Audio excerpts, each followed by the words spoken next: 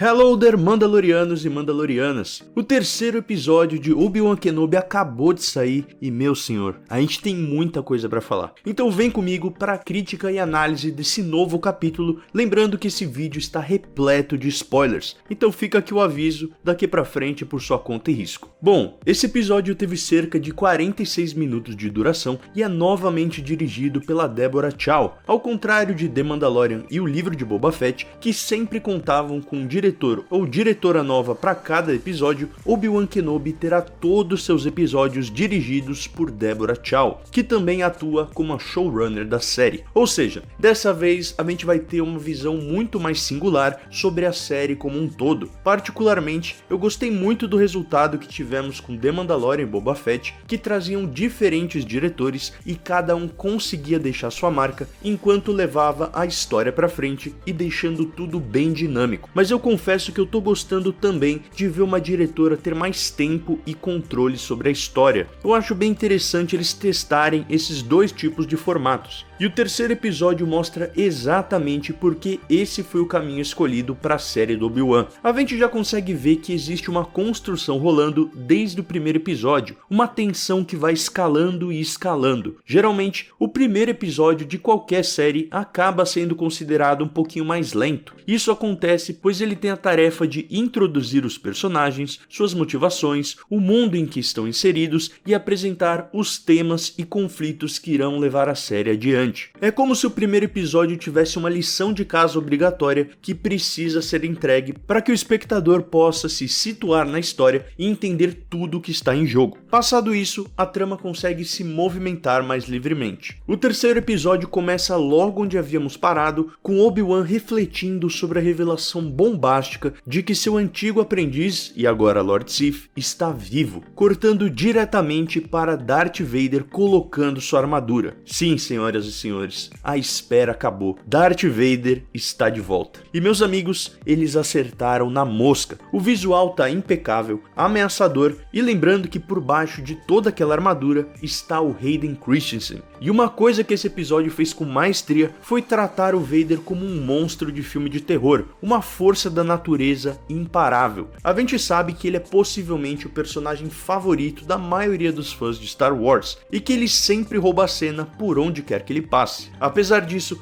o personagem é utilizado na medida certa, pouco tempo de tela, mas toda a cena em que ele aparece, ele comanda. E claro, Darth Vader não seria o mesmo sem a sua icônica e arrepiante voz, que é vivida novamente por James Earl Jones. A impressão que dá é que esse cara não envelheceu nem um dia. Geralmente, a gente vai ficando mais velho e inevitavelmente a nossa voz acaba envelhecendo também. Mas escutando aqui o Darth Vader, a sua voz está igualzinha a 45 anos atrás. Sério, o episódio estreou às 4 da manhã e eu juro que eu quase acordei o meu vizinho. Darth Vader ao vivaço na minha frente, com Hayden Christensen e James Earl Jones retornando, eu já soltei logo aquele berro, fiquei todo arrepiado, espero que o meu vizinho entenda. Mas enfim, a gente já vai falar mais do Vader, aguenta aí. Depois o episódio segue com Obi-Wan chegando a Mapuzo, um planeta que faz parte do sistema de mineração e que foi tomado pelo Império. E foi muito legal acompanhar um pouquinho mais da dinâmica entre Obi-Wan e a Leia. Eu acho que a química entre os dois atores funciona super bem e as interações entre os personagens também. Essa semana eu escutei uma teoria muito massa, inclusive foi lá no canal da Carol Jacuzzi, beijo Carol. A teoria falava que a inspiração para o nome do filho da Leia, né, Ben Solo, é uma homenagem ao Obi-Wan, né? Isso aí todo mundo já sabe. Mas isso pode ter sido justamente por esse período que os dois passaram juntos, já que em Uma Nova Esperança, a Leia não chega a reencontrar o Obi-Wan ao vivo. Ela manda uma mensagem pedindo ajuda dele, mas o Obi-Wan acaba se sacrificando na Estrela da Morte para que Luke, Leia e Han consigam escapar. Então faz total sentido que essa homenagem tenha tido sua origem por causa dessa aventura que os dois viveram anos atrás. De qualquer maneira, isso é apenas uma teoria que foi levantada pelos fãs, né, após os dois primeiros episódios, mas na minha opinião faz muito sentido e dá aquele calorzinho no coração. Outra coisa bem legal desse episódio foi ver as interações do Obi-Wan com os Stormtroopers. O próprio Ewan McGregor disse em entrevistas que para ele isso foi muito especial, já que na trilogia prequel ele nunca chegou a contracenar com os Stormtroopers, já que eles nem existiam nessa época. E como o ator havia crescido assistindo à trilogia clássica, esse com certeza foi um daqueles momentos em que ele voltou a ser criança, né? Ele voltou a ser fã durante as gravações. E logo de cara, Obi-Wan já passou o rodo em vários Stormtroopers. Destaque para aquele que caiu e foi cortado ao meio, do jeitinho que o Obi-Wan gosta. Um pouco mais cedo, Leia e Obi-Wan conhecem um homem topeira e eu jurava que ele ia mandar um Hello There, mas infelizmente não foi dessa vez. Eu também jurava que o Obi-Wan ia acabar usando o truque mental Jedi para despistar os Stormtroopers, mas ele conseguiu se safar fazendo o que ele faz de melhor, mentindo. Obi-Wan e Leia acabam sendo salvos por uma Imperial que na verdade trabalha como uma agente infiltrada e que ajuda diversos Jedi e sensitivos à força a escaparem do Império. Essa personagem é vivida por Indira Varma, que conhecemos lá em Game of Thrones. Ela se oferece para ajudá-los a fugir do planeta e aí temos a revelação de que Quinlan Vos está de fato vivo. Quinlan era um dos mestres Jedi mais interessantes da Era das Guerras Clônicas e conhecemos ele melhor durante a série animada The Clone Wars. Após a Ordem 66, haviam boatos de que ele estaria entre os sobreviventes, mas agora finalmente temos essa confirmação e isso foi sensacional. Enquanto isso, lá no Inquisitório, a gente teve uma cena breve ali da Reva com o quinto irmão, e eu não sei se vocês repararam, mas ali no fundo parece ter um altarzinho com alguns objetos, e dando zoom, parece muito que são sabres de luz de Jedi que provavelmente foram caçados e exterminados por eles. Um detalhe bem mórbido, mas interessante. Parece também que tem ali um capacete igualzinho que era usado pelos Younglings em seus treinamentos, o que é ainda mais doentio, como se fossem troféus e lembranças de seus atos terríveis. O que me leva a acreditar ainda mais que a Reva é na verdade uma daquelas crianças que a gente viu no começo da série durante a Ordem 66. Eu acho que isso faria muito sentido e explicaria a obsessão dela pelo Obi-Wan, de repente por ter se sentido desamparada ou abandonada pelos Jedi, e também explicaria o fato dela saber a verdadeira identidade de Darth Vader, já que Anakin estava no templo durante o massacre e a essa altura ele já era conhecido como Lord Vader. E se você tá curtindo esse vídeo, então deixa aquele like para ajudar o canal a atingir mais fãs de Star Wars, e se é novo por aqui, se inscreva no canal para ver mais análises de Obi-Wan Kenobi. Bom, falando em Vader, vamos pro que interessa. Finalmente tivemos o tão aguardado embate entre Kenobi e Darth Vader, e eu curti demais. Essa sequência começa ali com uma tensão absurda que vai crescendo e crescendo. A gente vê o bicho chegando e o povo do vilarejo se escondendo, se abrigando, como se uma grande tempestade tivesse se aproximando. E aí já corta para a reação do Obi-Wan, que tá completamente apavorado. Afinal, é a primeira vez que ele vê Darth Vader em sua armadura.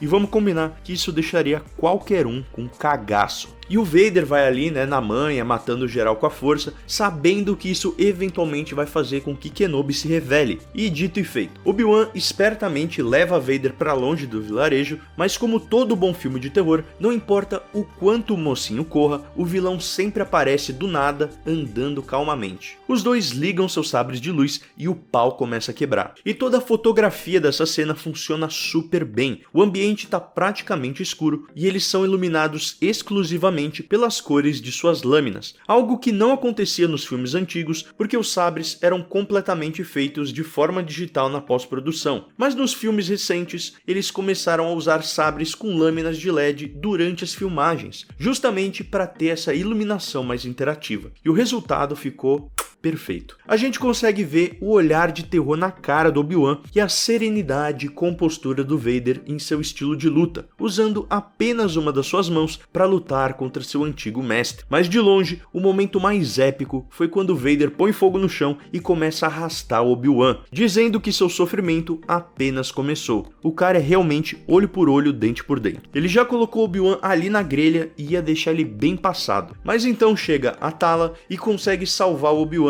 frustrando o churrasquinho do Vader. E o episódio termina com a Reva capturando a Leia e deixando a gente com várias perguntas sobre o que vai rolar na próxima semana. Bom, vamos lá. Como comentei, é super normal que o primeiro episódio de qualquer série tenha esse aspecto mais lento, justamente porque tem o dever de estabelecer muita coisa. Mas depois de assistir o segundo e o terceiro episódio, a gente consegue notar que a série tá seguindo um caminho muito interessante e consegue levar a trama adiante, enquanto aumenta e muito os conflitos e eleva leva os riscos. E já tô até vendo que vai ter muita gente reclamando que o Obi-Wan perdeu pro Vader, tomou uma sova e vão falar ali que ele tá nerfado ou coisa do tipo, mas o que a gente tem que entender é que tudo isso faz parte do arco narrativo do personagem. Em toda a história, os heróis e protagonistas precisam de uma certa derrota ou no mínimo um grande desafio para que eles possam então aprender, evoluir e no final da história superar esse desafio ou vencer seu antagonista. Isso não é novidade nenhuma, gente. Com certeza, Vader e Obi-Wan irão se reencontrar novamente e terão mais um duelo. E pelo andar da carruagem, eu aposto que Obi-Wan vai finalmente conseguir se comunicar com Qui-Gon, né, que é algo que está sendo relembrado na série constantemente, e isso vai ter um grande impacto para ajudar na vitória do Obi-Wan contra o Vader. De qualquer maneira, eu tô muito feliz com esse episódio, animadíssimo pro resto da série, lembrando que a gente já tá na metade, hein? Restam apenas 3 episódios para fechar essa história e eu mal posso esperar. Mas e aí, que nota você dá para esse episódio? Me conta aí nos comentários, não esquece de deixar aquele like e se quiser ver mais vídeos de Star Wars, espera um pouquinho que vão aparecer algumas sugestões aqui na tela. Como sempre, muito obrigado e até a próxima. This is the way.